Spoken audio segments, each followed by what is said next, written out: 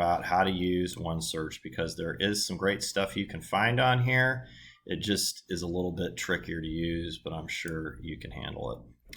So the first thing I'm going to do is I'm going to untick this, and then I'm going to type one of the topics in here.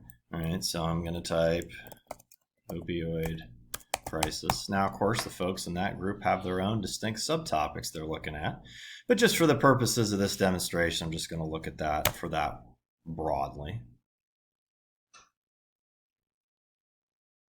And of course, when I type something in Onesearch, I am searching like literally everything that the entire district has access to. And so when you do a search like that, you get a lot of results. In this case, 93,000.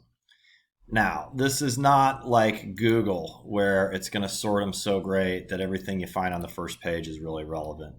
You have to do some work over here, this part of the page, to make the results be more relevant to you. Okay, all these things on the left are called limiters.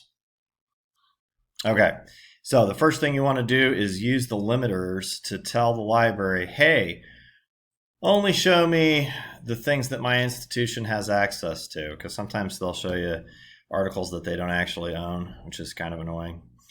Tell it you only want to look at things online, because of course the library is closed right now. There's lots of supports they offer you, including Ask a Librarian, but you can't come to the library physically. The green check marks are the library telling us I am only showing you the things that you put the green check marks by. So what that's doing is limiting the search. It's going to decrease some of the results. Still too many, right? So look, let's scroll down to where it says publication date. See that? Click where it says last 5 years. See how it automatically populates the 5 years ago? So that got rid of 10,000 results that are really old, right? We don't need that. Again, if this makes lots, if this leads to too few results for your topic, like if there's only 2 or 3, then maybe, you could just change the date and put it another 5 years out if you wanted to. Really can't see, though, why you'd need to go past 10 years for any of these topics.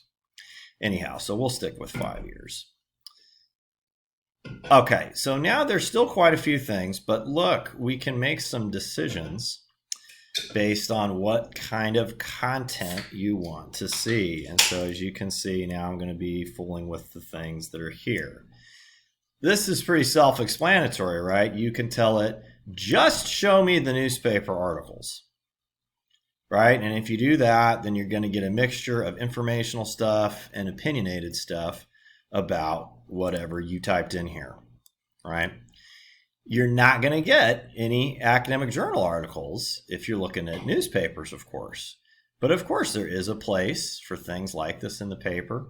You only need for 2 of those 7 sources to be academic journal articles.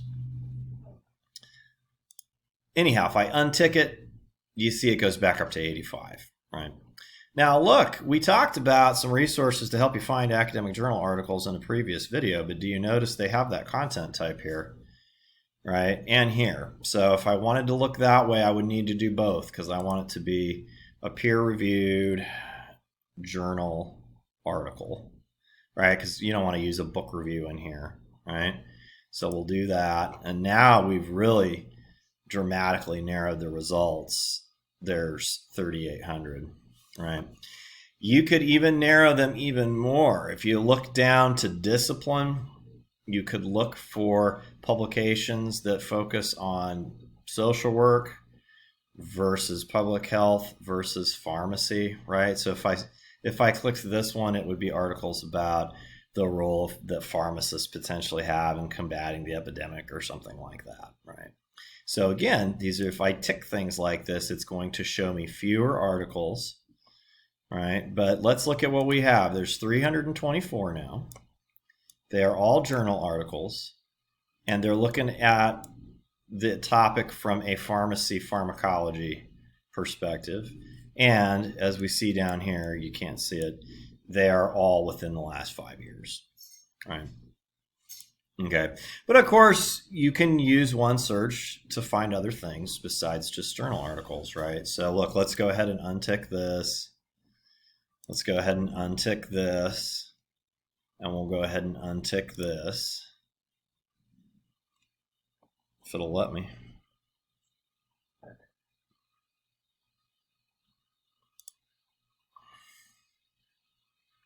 So now we're back up to 85,000. Okay. You could also go down here and look at this button that says subject terms. Okay. Okay, if you wanted to write more about, if you want to learn more about the addiction part of this discussion, you could look through these. Maybe if you're someone who is researching the overdose treatment drugs that are out there, or maybe you're interested in the statistics on actual overdoses, if that connects to your subtopic, okay, you can click this, right? Same kind of thing. We're narrowing the search, so now all of these things relate to those subject terms. Okay. Again, I could say just show me the newspapers, just show me the journals, or even just show me the magazines. The library has subscriptions to magazines that are not free on Google, so this is kind of a nice, option that's open, that's available to you. Let me show you one more thing about content type. If you click this drop-down menu. Here, let's untick magazines so that we still have lots to choose from. And I'm going to untick this because I want to have lots of results. So watch what happens. If I go into content type, there's other things I can choose from here. I could use a book. There's lots of great ebooks. You could use just a chapter. You don't have to read the whole thing, but what else is in here? Let's see. If you click more, you see you have access. Some of these things you don't want, right? You don't want a book review. You probably don't want a trade publication article, but look at this. They have streaming videos. So I'm going to tick this and I'm going to click apply. And now it's only going to show me streaming videos that are related to this topic. So most of these are going to be documentaries, right? Which is might be useful to you. You are allowed to have one documentary source in that annotated bibliography. And usually these are things, because it says streaming video, these are things you should be able to stream at your house for free without ever going into the library. I'm just going to practice it to make sure it works.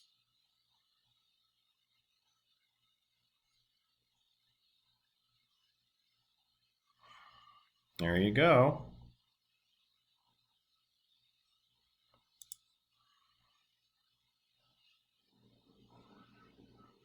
Is it going to play? Aha! Something went wrong during native playback. Well, that's frustrating. Of course, though, that's good for you to see that these things happen to me as well. It doesn't mean that you're doing anything wrong. And when that happens, you don't get discouraged. You just go back and look for a different source in your list. Anyhow, the main point here was to show you that you can find other things besides just, reading material in here. You are welcome to use a video. Let's look at the books really quick. And then we'll try to end the video after that because, remember, like I said, I like to keep them pretty brief. I think you probably have had some experience navigating ebooks, especially if you have a Kindle. And so you'll see that the library is a nice resource to use for this. So let's go in here and look at this one.